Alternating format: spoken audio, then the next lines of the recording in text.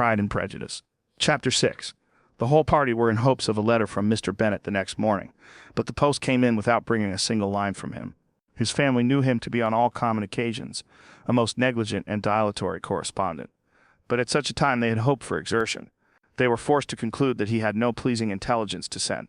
But even of that they would have been glad to be certain. Mr. Gardiner had waited only for the letters before he set off. When he was gone they were certain at least of receiving constant information of what was going on, and their uncle promised at parting to prevail on Mr. Bennet to return to Longbourn as soon as he could, to the great consolation of his sister, who considered it as the only security for her husband's not being killed in a duel. Mrs. Gardiner and the children were to remain in Hertfordshire a few days longer, as the former thought her presence might be serviceable to her nieces. She shared in their attendance on Mrs. Bennet, and was a great comfort to them in their hours of freedom. Their other aunt also visited them frequently, and always, as she said, with the design of cheering and heartening them up, though as she never came without reporting some fresh instance of Wickham's extravagance or irregularity, she seldom went away without leaving them more dispirited than she found them. All Meryton seemed striving to blacken the man, who but 3 months before had been almost an angel of light. He was declared to be in debt to every tradesman in the place, and his intrigues, all honored with the title of seduction, had been extended into every tradesman's family. Everybody declared that he was the wickedest young man in the world, and everybody began to find out that they had always distrusted the appearance of his goodness. Elizabeth, though she did not credit above half of what was said, believed enough to make her former assurance of her sister's ruin still more certain, and even Jane, who believed still less of it, became almost hopeless, more especially as the time was now come when, if they had gone to Scotland, which she had never before entirely despaired of, they must in all probability have gained some news of them. Mr. Gardiner left Longbourn on Sunday. On Tuesday his wife received a letter from him. It told them that on his arrival he had immediately found out his brother and persuaded him to come to Gracechurch Street, that Mr. Bennet had been to Epsom and Clapham before his arrival, but without gaining any satisfactory information, and that he was now determined to inquire at all the principal hotels in town, as Mr. Bennet thought it possible they might have gone to one of them, on their first coming to London, before they procured lodgings. Mr. Gardiner himself did not expect any success from this measure, but as his brother was eager in it, he meant to assist him in pursuing it. He added that Mr. Bennet seemed wholly disinclined at present to leave London, and promised to write again very soon. There was also a postscript to this effect. I have written to Colonel Forster to desire him to find out, if possible, from some of the young man's intimates in the regiment, whether Wickham has any relations or connections, who would be likely to know in what part of the town he has now concealed himself, if there were anyone that one could apply to. With a probability of gaining such a clue as that, it might be of essential consequence. At present we have nothing to guide us. Colonel Forster will, I dare say, do everything in his power to satisfy us on this head. But on second thoughts, perhaps Lizzie could tell us what relations he has now living better than any other person. Elizabeth was at no loss to understand from whence this deference for her authority proceeded, but it was not in her power to give any information of so satisfactory a nature as the compliment deserved. She had never heard of his having had any relations, except a father and mother, both of whom had been dead many years. It was possible, however, that some of his companions in the shire might be able to give more information, and though she was not very sanguine in expecting it, the application was a something to look forward to. Every day at Longbourn was now a day of anxiety, but the most anxious part of each was when the post was expected. The arrival of letters was the first grand object of every morning's impatience.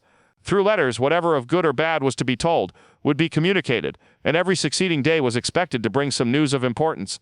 But before they heard again from Mr. Gardiner, a letter arrived for their father, from a different quarter, from Mr. Collins, which, as Jane had received directions to open all that came for him in his absence, she accordingly read, and Elizabeth, who knew what curiosities his letters always were, looked over her and read it likewise.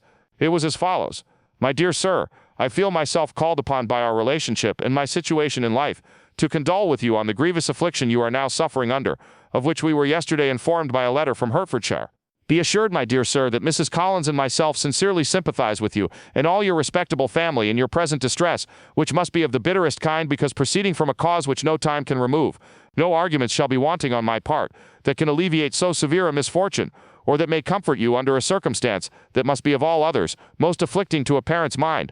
The death of your daughter would have been a blessing in comparison of this, and it is the more to be lamented, because there is reason to suppose, as my dear Charlotte informs me, that this licentiousness of behavior in your daughter has proceeded from a faulty degree of indulgence, though at the same time, for the consolation of yourself and Mrs. Bennet, I am inclined to think that her own disposition must be naturally bad, or she could not be guilty of such an enormity at so early an age. Howsoever that may be, you are grievously to be pitied, in which opinion I am not only joined by Mrs. Collins, but likewise by Lady Catherine and her daughter, to whom I have related the affair.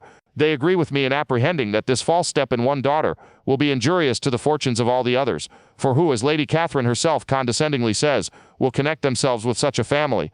And this consideration leads me moreover to reflect with augmented satisfaction on a certain event of last November, for had it been otherwise, I must have been involved in all your sorrow and disgrace. Let me advise you then, my dear sir, to console yourself as much as possible, to throw off your unworthy child from your affection forever, and leave her to reap the fruits of her own heinous offense. I am, dear sir, and C. Mr. Gardiner did not write again, till he had received an answer from Colonel Forster, and then he had nothing of a pleasant nature to send. It was not known that Wickham had a single relation, with whom he kept up any connection, and it was certain that he had no near one living. His former acquaintance had been numerous, but since he had been in the militia, it did not appear that he was on terms of particular friendship with any of them. There was no one, therefore, who could be pointed out as likely to give any news of him. And in the wretched state of his own finances, there was a very powerful motive for secrecy, in addition to his fear of discovery by Lydia's relations, for it had just transpired that he had left gaming debts behind him, to a very considerable amount. Colonel Forster believed that more than £1,000 would be necessary to clear his expenses at Brighton. He owed a good deal in the town, but his debts of honor were still more formidable. Mr. Gardiner did not attempt to conceal these particulars from the Longbourn family. Jane heard them with horror. "A gamester!" she cried. "This is wholly unexpected. I had not an idea of it." Mr. Gardiner added in his letter that they might expect to see their father at home on the following day, which was Saturday. Rendered spiritless by the ill success of all their endeavors, he had yielded to his brother-in-law's entreaty that he would return to his family, and leave it to him to do whatever occasion might suggest to be advisable for continuing their pursuit. When Mrs. Bennet was told of this, she did not express so much satisfaction as her children expected, considering what her anxiety for his life had been before. "What, is he coming home, and without poor Lydia?" she cried. "Sure he will not leave London before he has found them. Who is to fight Wickham, and make him marry her, if he comes away?" As Mrs. Gardiner began to wish to be at home, it was settled that she and her children should go to London, at the same time that Mr. Bennet came from it. The coach, therefore, took them the first stage of their journey, and brought its master back to Longbourn. Mrs. Gardiner went away in all the perplexity about Elizabeth and her Derbyshire friend that had attended her from that part of the world. His name had never been voluntarily mentioned before them by her niece, and the kind of half-expectation which Mrs. Gardiner had formed of their being followed by a letter from him had ended in nothing. Elizabeth had received none since her return that could come from Pemberley. The present unhappy state of the family rendered any other excuse for the lowness of her spirits unnecessary. Nothing, therefore, could be fairly conjectured from that, though Elizabeth, who was by this time tolerably well acquainted with her own feelings, was perfectly aware that had she known nothing of Darcy, she could have borne the dread of Lydia's infamy somewhat better. It would have spared her, she thought, one sleepless night out of two. When Mr. Bennet arrived, he had all the appearance of his usual philosophic composure. He said as little as he had ever been in the habit of saying, made no mention of the business that had taken him away, and it was some time before his daughters had courage to speak of it. It was not till the afternoon, when he joined them at tea, that Elizabeth ventured to introduce the subject, and then on her briefly expressing her sorrow for what he must have endured, he replied, "Say nothing of that. Who should suffer but myself? It has been my own doing, and I ought to feel it." "You must not be too severe upon yourself," replied Elizabeth. "You may well warn me against such an evil. Human nature is so prone to fall into it. No, Lizzie, let me once in my life feel how much I have been to blame. I am not afraid of being overpowered by the impression. It will pass away soon enough. Do you suppose them to be in London?" "Yes. Where else can they be so well concealed? And Lydia used to want to go to London," added Kitty. "She is happy then," said her father drily, "and her residence there will probably be of some duration." Then, after a short silence, he continued, "Lizzie, I bear you no ill will for being justified in your advice to me last May, which, considering the event, shews some greatness of mind." They were interrupted by Miss Bennet, who came to fetch her mother's tea.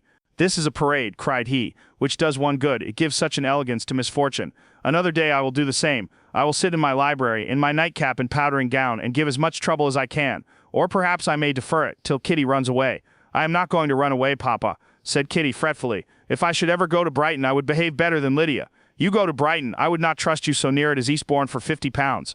No, Kitty, I have at last learnt to be cautious, and you will feel the effects of it. No officer is ever to enter my house again, nor even to pass through the village. Balls will be absolutely prohibited, unless you stand up with one of your sisters, and you are never to stir out of doors till you can prove that you have spent 10 minutes of every day in a rational manner." Kitty, who took all these threats in a serious light, began to cry. "Well, well," said he, "do not make yourself unhappy. If you are a good girl for the next 10 years, I will take you to a review at the end of them.